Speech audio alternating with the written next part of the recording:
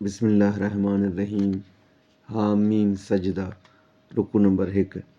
हामीम हिन किताब जो अल्लाह बाज़ारे महिरबान वटां नाज़िल थियणु आहे।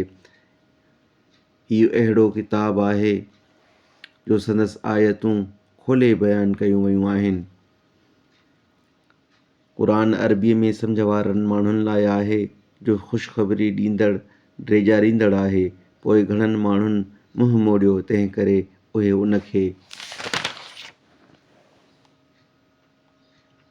ॿुधंदा ई न आहिनि ऐं चवंदा आहिनि त जंहिं ॾांहुं असांखे सॾींदो आहीं तंहिंखां असां जूं दिलियूं परदे में आहिनि ऐं असांजे कननि में घबराई आहे ऐं असांजे ऐं अव्हांजे विच में ओट आहे।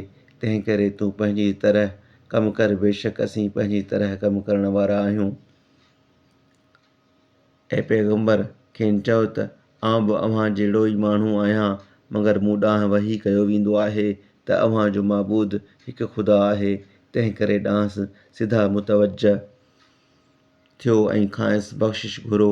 ऐं उन्हनि मुशरिकनि लाइ वेल आहे जेकी ज़कात न ॾींदा आहिनि ऐं उहे आख़िरत खे बि न मञींदा आहिनि।